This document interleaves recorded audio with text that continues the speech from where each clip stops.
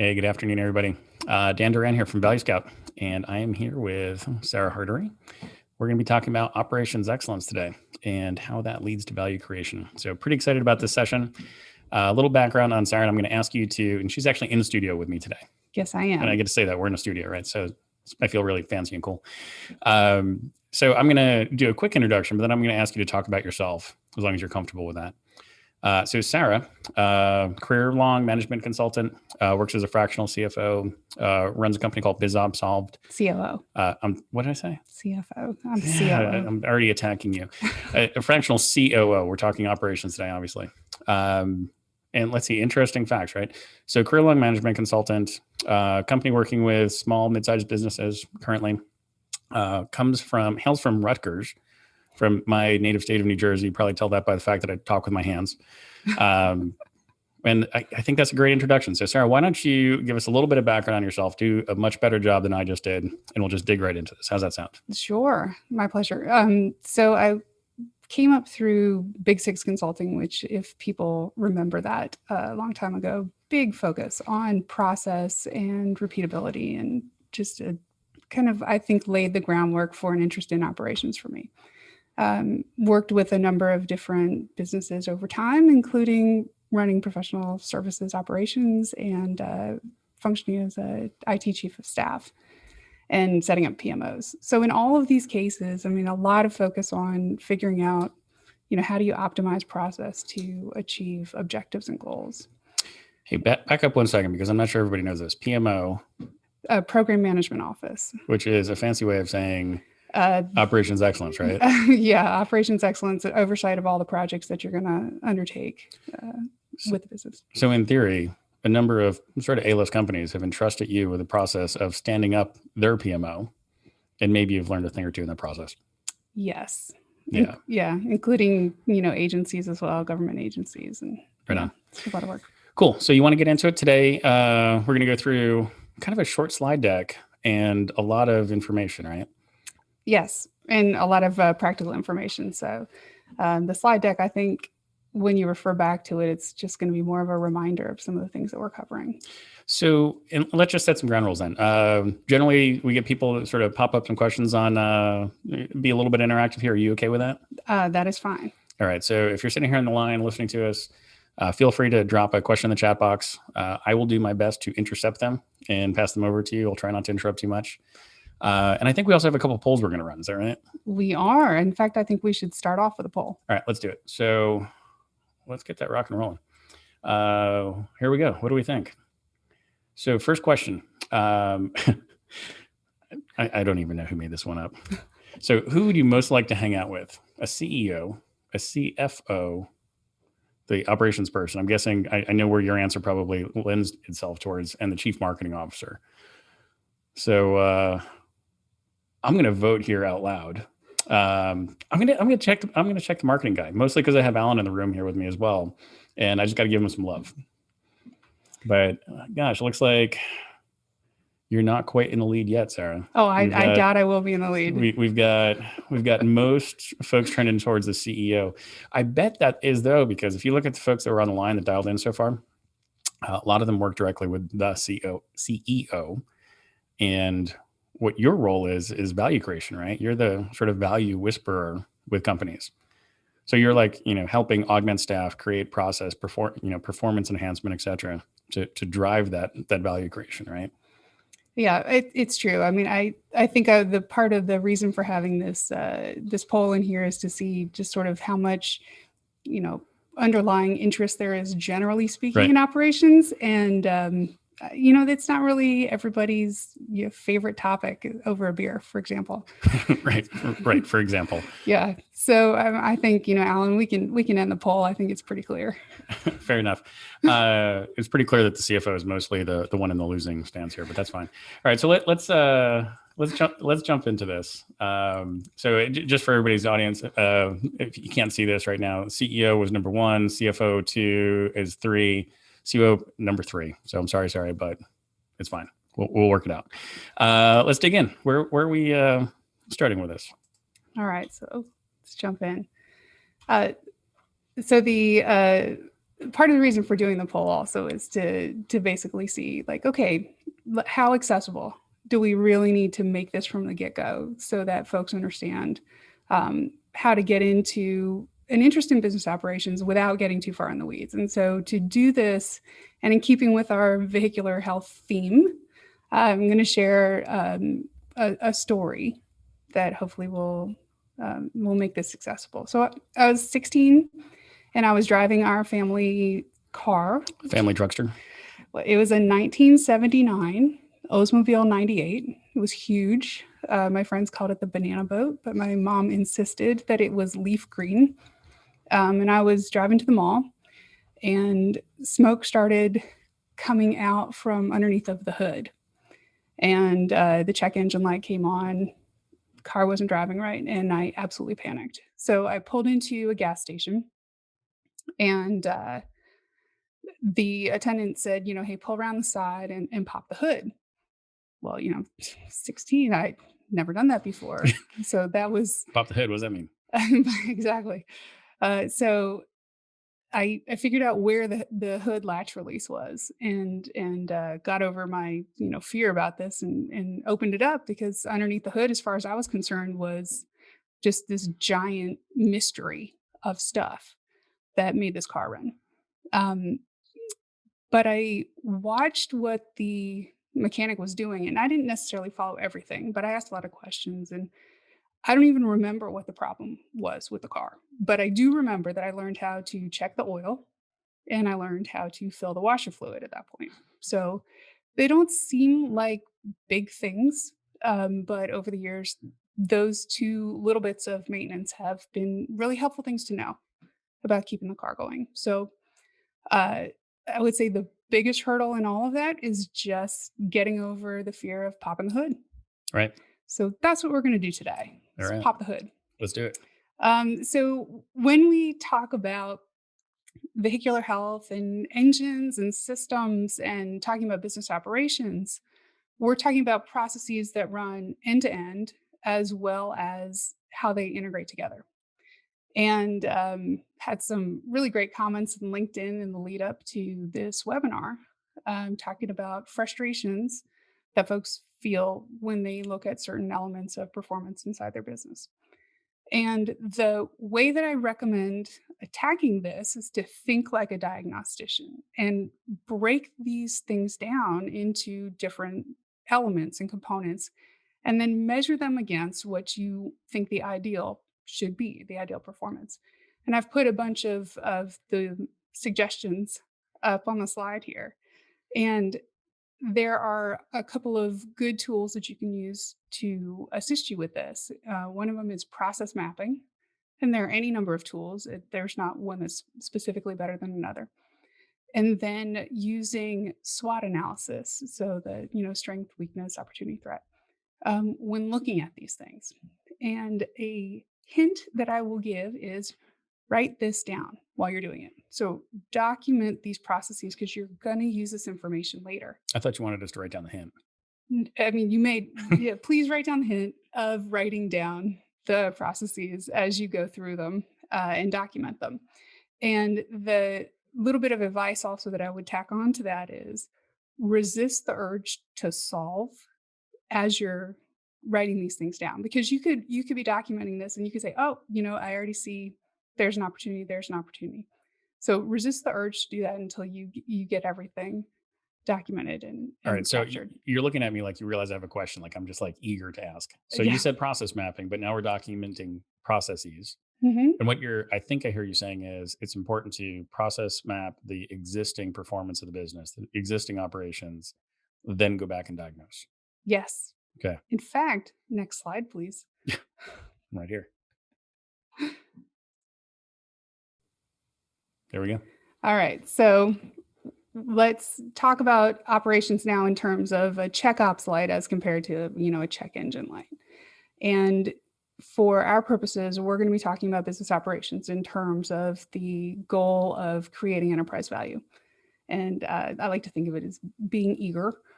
So earnings and growth, we want to grow those, and we want to reduce risk. And a good way to get started when thinking about this is, my how to check questions up there. They're really conversation starters. So when you're talking about, okay, the way that we do things in the processes that we have for whether it's sales or recruiting or finance and accounting, you know, start having these types of conversations. And what you'll find is you'll be having an aha moment where you're connecting. These are the things that are kind of going wrong or not as well in my business. And when I look at my processes that I've taken the time to write down and evaluate, I can start to see where I am creating these problems for myself inside of my business. So I think you've also just given us a sales tip, though. What's that? Well, you started to, I mean, you've first of all, you've posed these as a series of questions. Yes. And to me, that sounds like you, management consultant, having this, sort of interview intake process, discovery process with the CEO, executive staff, whoever that might be. Yeah. And it feels like that these are the kind of questions that lead to the next phase of an engagement. They really do, because essentially what you're doing is you're highlighting what the pain points are. And a lot of times, you're trying, businesses and owners and folks with problems, they really rather have a painkiller Right. than just a vitamin. So Right. So as opposed to make it better someday, solve my problem now. yeah, it's definitely make it stop hurting. It is a lot. The beatings will continue until morale improves, right? Right. All right. So I'm sorry, I'm gonna do this. I have like two more questions that I got to ask. Mm-hmm. So you've gone through this process. You're working with the company, and I'm going to ask this because I talk to so many advisors, and they're very nervous about I don't know what questions to ask, and I think they're nervous because not only do they not know the question, they don't know the answer.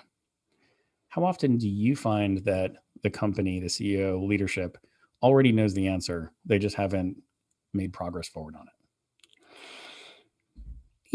I think everyone thinks they know the answer. So your comment about having the question and then not knowing the answer. When I was learning Spanish, I learned how to ask in Spanish, like, "Where's the bathroom?" It's probably the most important question that I would After have. Cerveza, go on.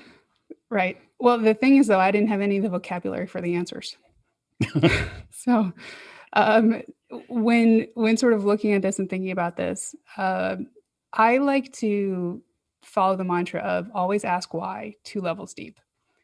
Because a lot of times you think that you know the answer, but when you dig into it, to sort of get the understanding about how you came to that answer, you'll find that either, there's a lot of supporting evidence for that perspective, or maybe there's some assumptions that need to be challenged. One of the things that I learned from my IT work is the importance of keeping requirements gathering and design work separate.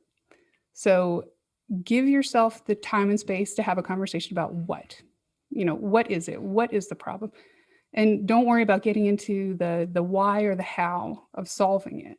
Like, give yourself that space to just identify things.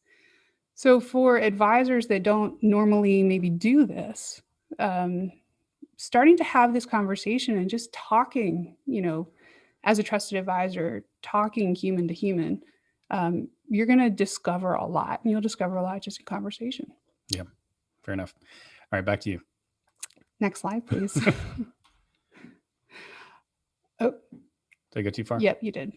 Okay, so we're back to our eagerness, right? So when we're talking business operation, can you pause? Yes. Walk me through eager.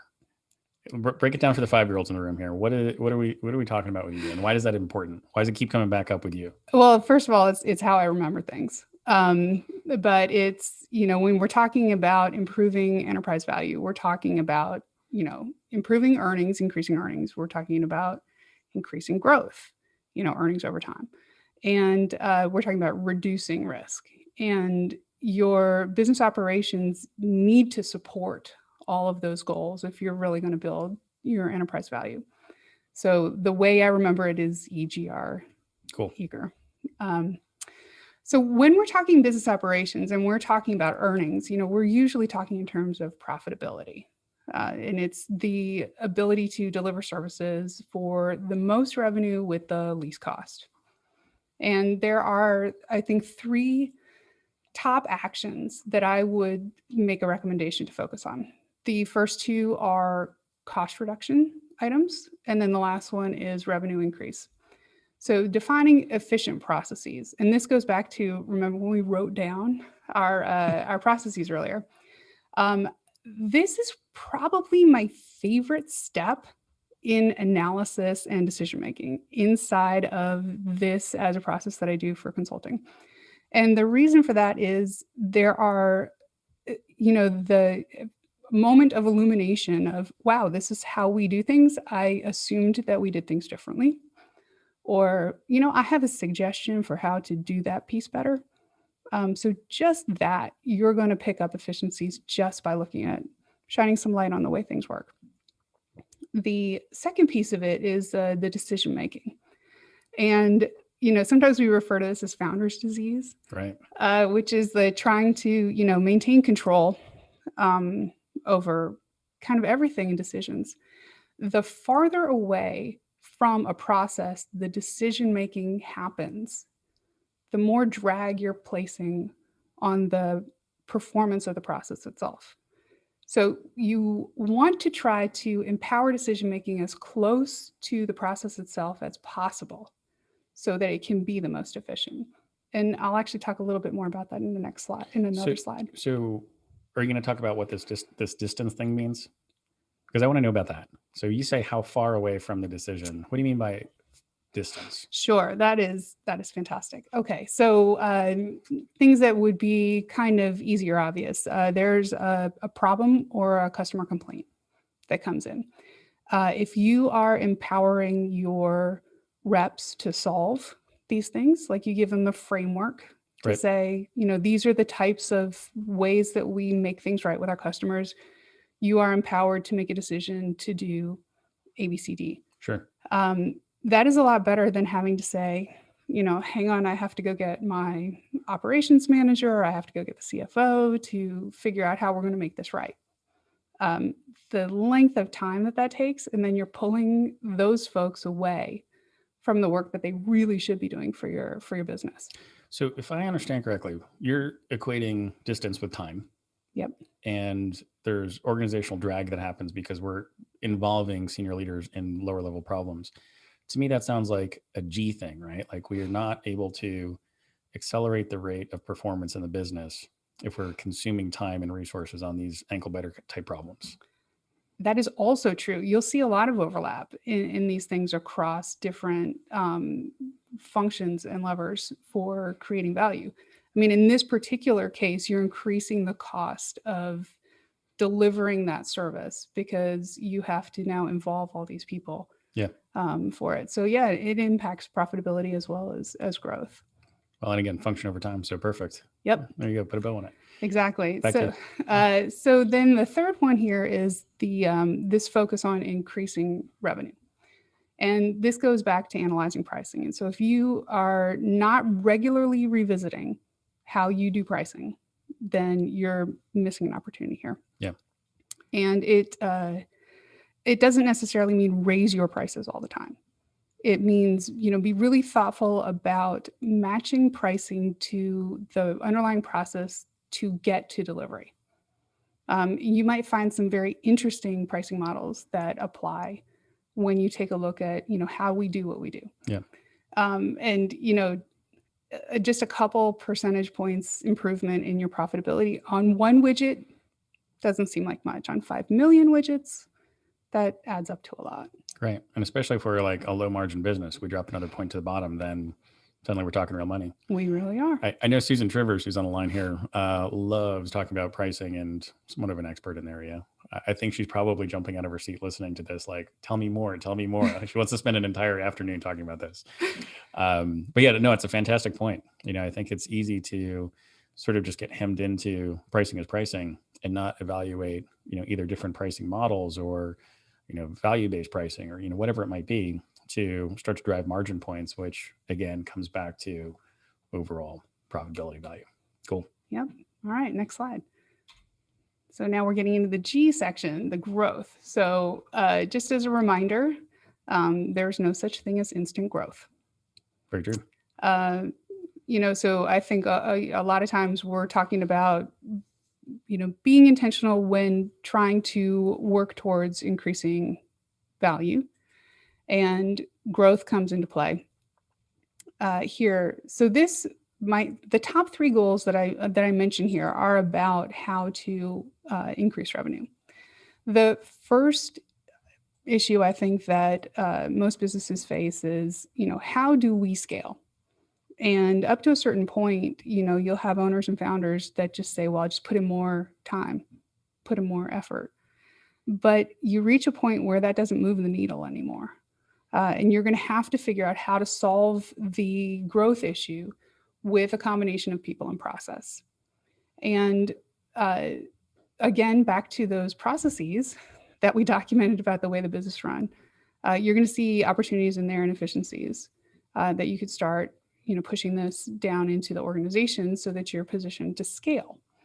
And one of the biggest impediments to growth is bottlenecks. I like to refer to it as bottlenecks.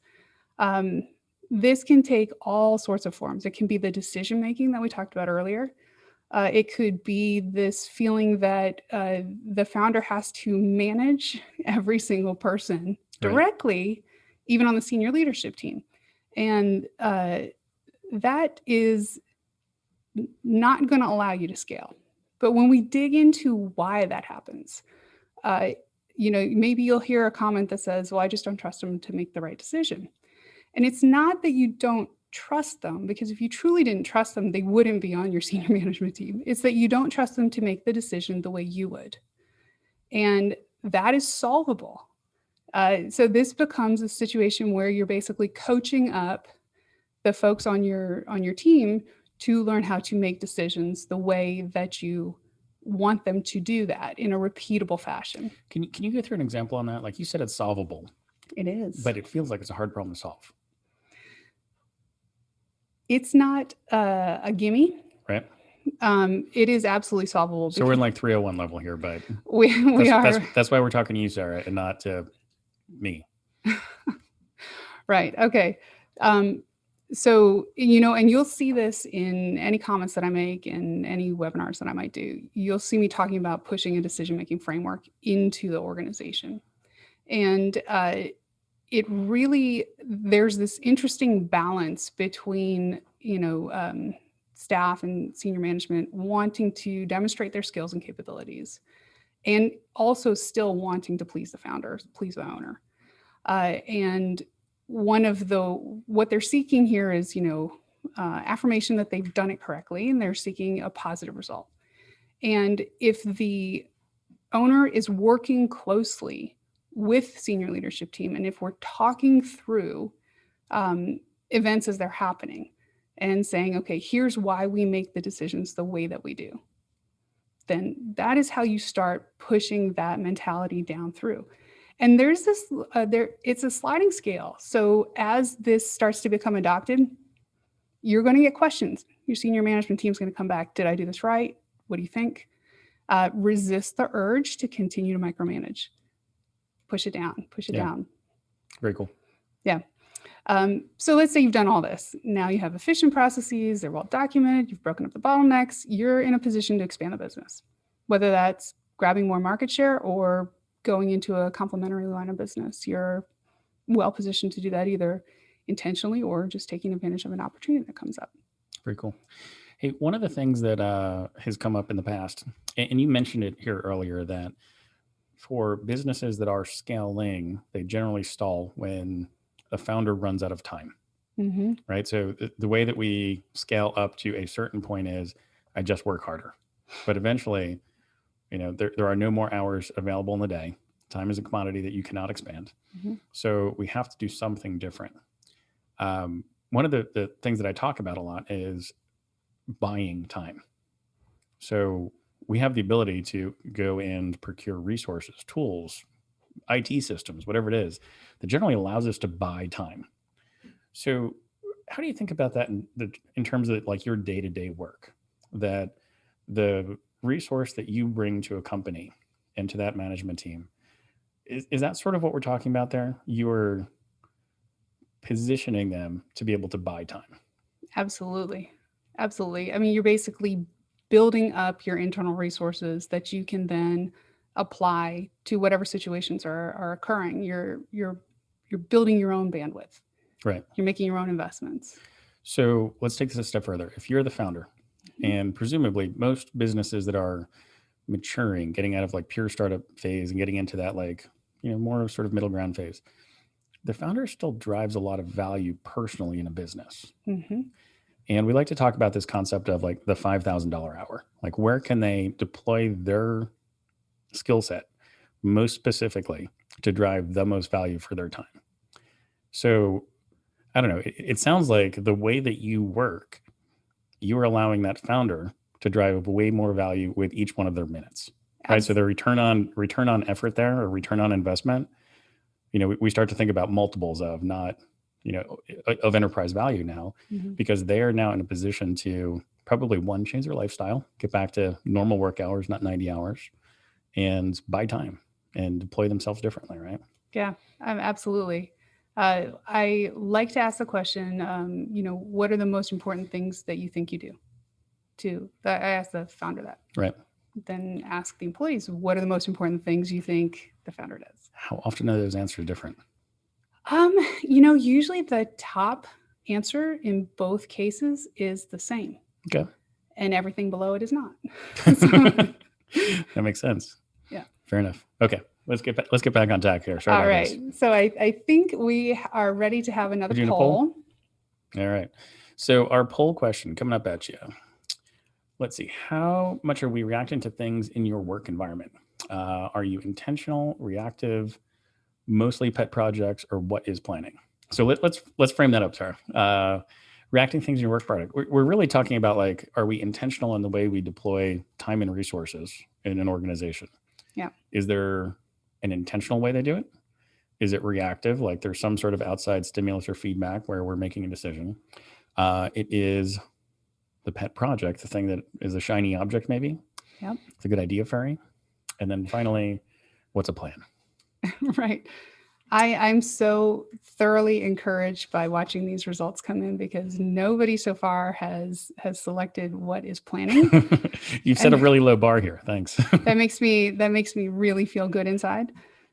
Um, So intentional is the theme that yeah. we're coming up with, which is kind of where we want to go. All right, let's go ahead and end the poll, Alan, and share that out. And the poll, share results. Off we go. The winner is intentional.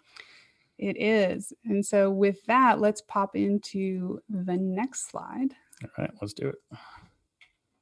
Which is, there you go. which is reducing risk.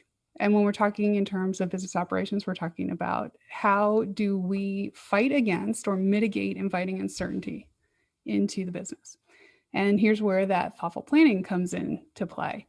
The more intentional that you can be in planning with your business, the better ability that you have to do the equivalent of like a mini business case on every decision that you're making. So if you're deploying people or resources, you can know, first of all, expectation setting about what it's going to take, and then what does success look like.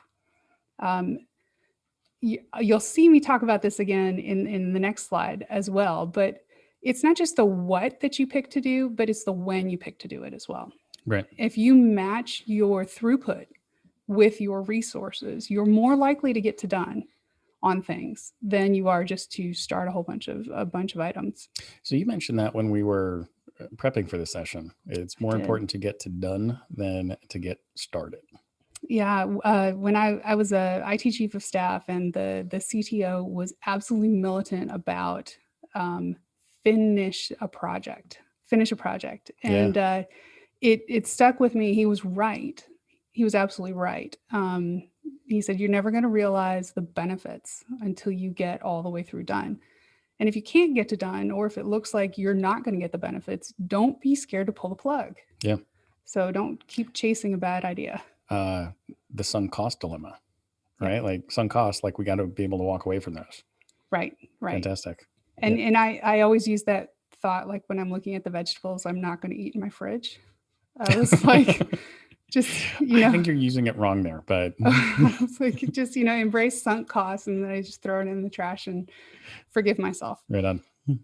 Okay, so quality controls are the next mitigation that we have in here. And so when I'm talking about quality controls in here, I'm talking about how do you know you're doing things well, not necessarily for specific initiatives, but process overall.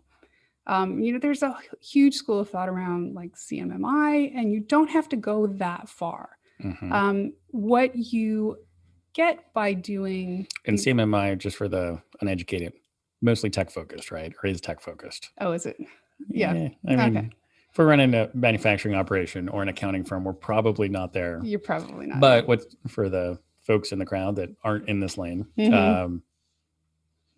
ISO certification, like anything along these lines where we are certifying process to control quality and assure results. Right. Right. Okay. Yeah, absolutely. And what you find when you do this, and this jumps right into the operations manual that I'm suggesting, which is, remember those processes that we documented at the beginning? Yeah, I think we did. Yeah, so this is another opportunity to get to use those. Anytime I say to write something down, it's got to have multiple uses, because nobody really likes to write anything down. So when we're talking about the documenting the processes and how we do things, I like to think about sort of 3 levels of benefit in this. The first is you are eliminating single points of failure. Sure. Because there are no secrets about how something gets done. The second level is that this becomes a scaling up tool, training tool that you can use, because it's much easier to then be able to communicate, here's how we do things. And then the third level is, of course, taking a look at the processes themselves and seeing opportunities to optimize them. So what I have on the screen here is, there's, I'm putting up on my website just a free manual you can download. Cool. So where would we download this? Where would we download this? From your website? Yeah, it's going to be up on the website. You can just make a request and I'll send it to you. Cool. So we'll flash your email at the end here so people can get in contact with you. But can we go back to the risk stuff? Are we going to move on here? Can I ask a question on risk? Go ahead. So one of the interesting things that comes about when we're working with companies, and I'm interested to see if you see the same thing, internal versus external.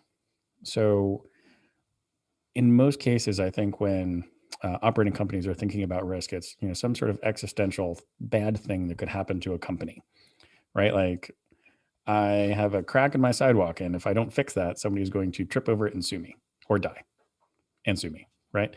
But when I think as a M&A/valuation dude, when I think about risk, I'm oftentimes thinking about the external perception of risk. So how do you start to solve for that, in your interactions with entrepreneurs, where we absolutely should fix the crack in the sidewalk if somebody truly is going to trip and die, but there are risks that the company doesn't really perceive, but an outside buyer might, and it's going to have an impact, maybe a massive impact on valuation. How do we start to reconcile those things? Well, I mean, I would almost turn this back to you and say, this lands pretty squarely for Value Scout and for the valuation work. I mean, I think that if you don't have the perspective as the owner from the inside, then going through an exercise like that can highlight what those things are. Right. Well, and honestly, there are probably situations where the external perception doesn't matter. If we're not ever selling the company, it doesn't matter. If it's a internal transfer, or we're going to keep it in the family or in a shareholder group, then who cares what the outside thinks? Like, we already understand our internal risk perception, so we don't need to dress this thing up for an outside buyer. On the other hand, if our stated goal here is to eventually transact this asset, then we need to start to solve for that and throw those perceived risks right in the mix with the operational, internal side. Yeah, and it's unlikely that the perceived risk will be so far outside of, what you're identifying as you're going through these types of exercises internally. Also true. So cool. On to the next slide. Next slide. And our last poll. Last poll, let's bring it up. Relaunch polling. All right, so our last question It was the last question, or next to last question. Bear with me, folks. That is not my day job. All right. Question is, how often do you see your clients start operational improvement programs only to stop them or to have them fade away into the ether some months later? Nobody's ever done that, right? Like we're gonna do an annual plan this year, our inaugural annual plan, and then do it over and over again, right? Every other year, odd years or whatever. Right. Yeah. So this one we're really firmed up on, right? It looks like surprisingly nobody says all the time in this yet, but we get a few rarelys, mostly sometimes, and a lot of frequentlies. So, Sarah, does that resonate with your travels? It really does. Yeah, it really does. I think that's a lot of folks being pretty honest there. I think also the sort of the larger you get in your organizations, kind of the more you start to trend up towards the frequently. And you want to talk through like some root cause there? Like, why do you think that happens? Why do we abandon that effort?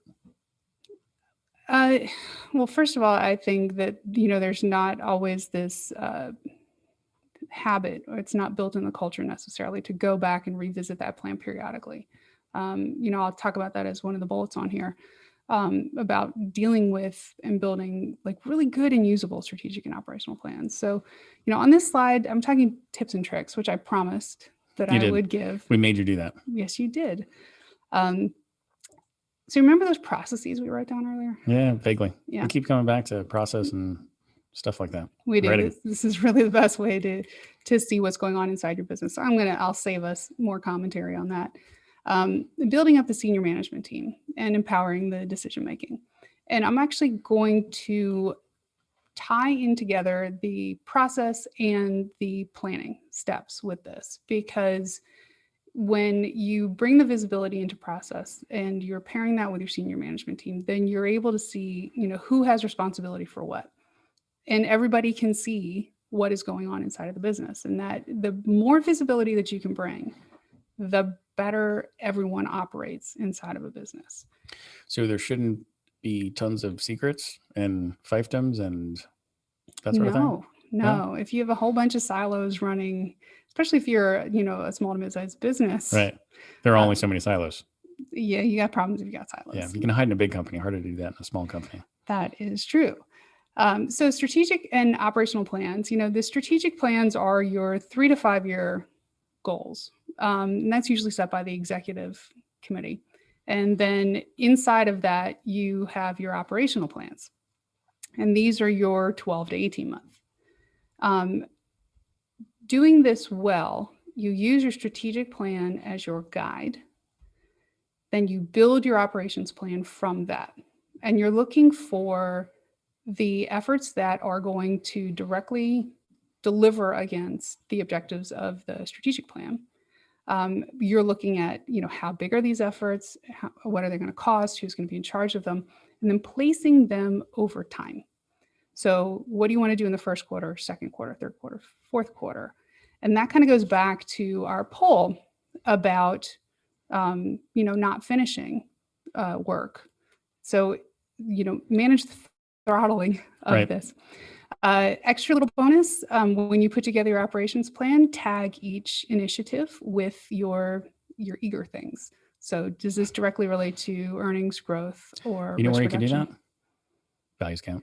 Yeah, you can do that in values count. Subtle plug there, sorry. Now, I do want to give a little piece of insight and advice. The success that you have doing this depends on the partnership and mutual buy-in that you get from all the stakeholders. And a client that I work with is just an exceptional example of this. The CEO is a leader with vision, willing to take risks, and is committed to allowing for change in the organization and actually pushes that through in the culture. Right. And so the organization as a whole then is not afraid to embrace change, and they're open to it. And it also happens that in this particular client, the talent level is in every single person and the drive is in every single person. And so when presented with some of these sort of ability to guide the effort and growth, just what the potential that we realized over a really short period of time was extraordinary. Yeah. Just extraordinary. So the takeaway from this is, even if you are not that type of leader or working with that type of a client, and not necessarily that committed to change, you have to have some commitment to change in order for this to work. But even going through these exercises will still yield value Right. for the business. Right. So I want to come back and ask one question. You've said this a number of times through the last 40 minutes here. You've talked about both the executive committee, you've talked about senior leadership in sort of multiple different ways here. I'm going to call you a value advisor at this point in time, right? You work with companies to implement operational improvements that drive value creation. How important is it to actually involve the rest of the staff as opposed to just the CEO or founder? It will not work if you just involve the CEO or founder. You have to put it all through the organization. Now, it doesn't mean the messaging or level of detail is the same, and it Right. doesn't mean decision making happens the same at all levels. But yeah, there's no reason not to. So that's one of the things that I see maybe most frequently is that, and it's a control issue, I think, the founder, the CEO, whatever that title is, wants to be the single interface between, this effort and somebody like yourself. And they're unwilling to involve the rest of the staff. So it's like playing telephone. So you think that's a harder way to get progress?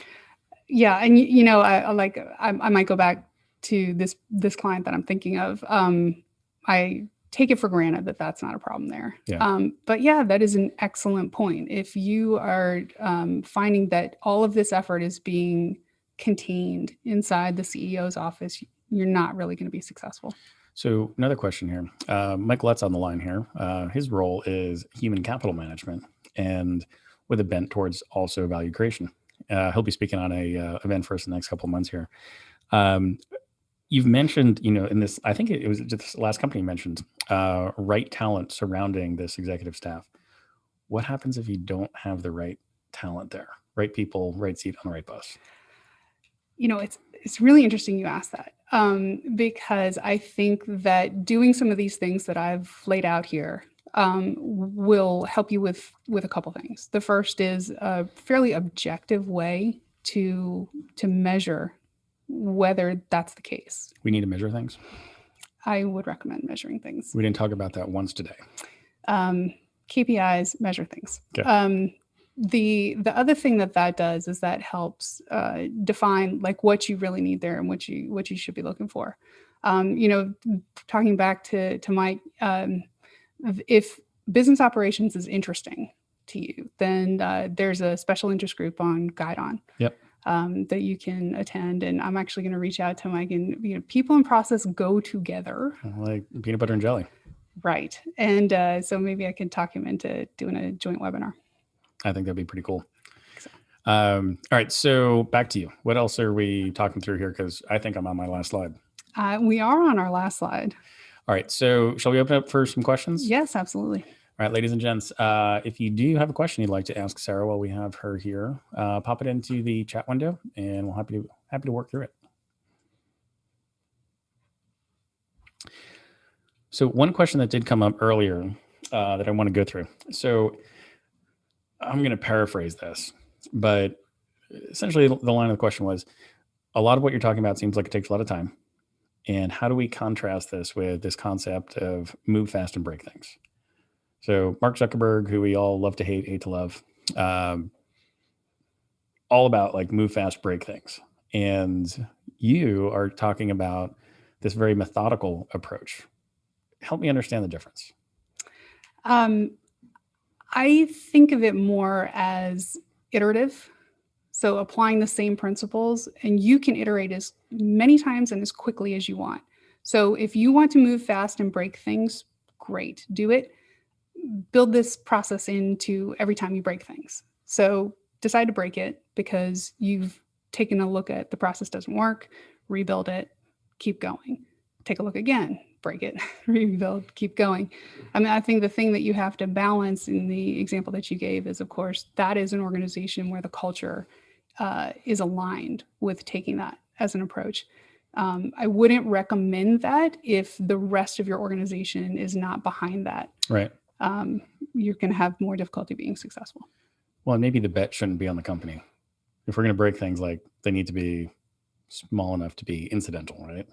It's a experiment, not a bet the house. And it's a great experiment. And so, especially if you're involving your senior management team and showing them like, okay, this is why we decided to do this. This is what we did, and this is how it worked out. Yep. Cool. All right. So another question came up. Again, paraphrasing, what do you see the most common reasons that companies do not embark on a value creation plan or an operations improvement plan? First of all, I don't know how many companies really understand the idea, the concept of value creation. I think a lot of times... That's a great point. Yeah.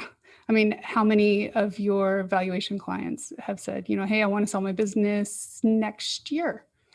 And you're saying, next week. Or next week. And you're saying, here's what the value of that is. Yeah. Now, if you don't have time to make adjustments or basically introduce an inflection point in the increase in value, then if you want more money than what you're worth in the company, you have to add a lot more time. Right. So how can you change that? So you can look at doing some of these operations projects. You can introduce these inflection points. You can change the growth trajectory, and you can build a lot more value more quickly. Yeah. And again, back to Value Scout. Yeah. I mean, so that's interesting. I mean, this one of the feature sets that we work through is we call it exit modeler, where we tee up the difference between estimated value now, the articulated value, where they're trying to get to, and where that backs us into is like the new required growth rate to get there. Mm-hmm. So we've been growing at 4% a year, and suddenly you're telling me we got to grow at 20% a year for the next compounded for the next 5 years.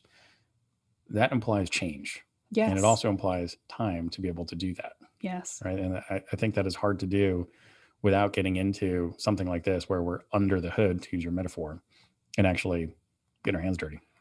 Well, imagine starting to do these types of things tomorrow or this afternoon. Yep. Then you've already got that built in, and you're already on track for making that decision down the road. You've done a lot of the hard work up front. Well, and we also don't have to, back to your engine analogy, they're complicated beasts these days, but fuel, spark, air is really what makes them run, right? 3 elements. Mm-hmm. We can start with a simple piece and get increasingly more complex and more optimized. We don't have to start with the Ferrari, right? Right. You can go back to my old carburetor, 1979 Olds 98. Nothing wrong with the carburetor. Right. They run just fine. All right. So another question came up. You keep saying executive committee versus board of perhaps directors or advisors. Why? What's the distinction there? Okay, so I didn't actually. I was making the distinction between the executive committee and the senior management team. Okay. Do you want to introduce this concept of a board? I don't know. Into the discussion? I'm asking the question. So, ask the question. So when I'm thinking about the executive committee, I'm thinking of like the C-suite. Yep. And so these are the folks that have, the full visibility into the business and the decision making. When I'm talking about the senior management team, I am talking about the next level down from that. And these are the folks that really make things run. And they're the ones that you want to empower to work well together. You want to empower them to make good decisions. And if that's working, then that's when the owner gets to go on vacation. Okay. Now, as far as that's a great test too. If the owner can go on vacation, are they doing things right? Alan, answer that question 1 month from now. As I'm walking out the door this afternoon. Go on. So back to your litmus test there. Can the owner go on vacation? Yeah, I think that's a big one. My experience when dealing with boards versus executive committees is there's a thing that I like to do. It's an operations health assessment. It's kind of like your vehicular health check. Right. And it takes it up to like a very high summarized level. It's not necessarily this is not the action plan that you would give to a senior management team, but it gives a lot of insight into boards about this is where the business stands right now. Right. And these are some recommendations for moving it forward. Cool. Looks like I've got 2 more questions. Number 1 of 2. You talked about buy-in from stakeholders. How do you do that? So I'm going to actually reposition this question. Who is responsible for that? Well, so I think that anytime that you are going to introduce a large amount of change, you need to have basically an executive sponsor for the change. Right. And again, I'm thinking to the client I work with who does this exceptionally well. So you're working that angle, but then you have to have a steward for the change. Okay. And so that's a role that, for example, I play. Over communicate, visibility, Right. show how decisions are being made. Don't be afraid to answer questions. Don't be afraid to take on objections.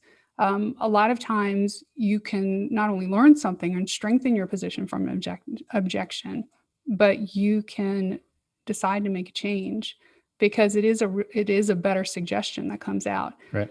So when you're working on getting buy-in for change, you have to leave your ego at the door. Interesting. That's a great quote right there. Last question. This one is the softball for you. What the heck is a fractional COO? So, I mean, I think we even did like a demo outtake on this. So a fractional COO is different from a management consultant or a specific operations consultant because instead of coming in with a specific tool set and looking for specific problems to solve with that, fractional COOs have to know how to do essentially everything that could come up inside of the business because they're filling a role there. So it's a very enjoyable job. Yeah, that I imagine it is. It is. It is. I'm sorry, I said that was the last one. We have one more question that I missed here from Susan. Where do customers and clients and products and services fit into your approach? Susan, that is a lot of ands in one question. Then that is all right. Can we do it? Yeah, we sure can. So back to the. Hey, before you answer that, I need to get your contact info in here. A bunch of people have asked. So you are Sara, S-A-R-A. Sara at BizOpsSolve, BIZOPSOL. Just one S. Yep. All right, you answer your question. I'm going to get this out in the chat. .com or .cp. I got it. Okay, fine. So Susan is just bang on with this, right? So going back to the operations manual, for example, and we're talking about, again, like looking back at systems, these are the components that you have to sort of outline what are all the processes that go on around them.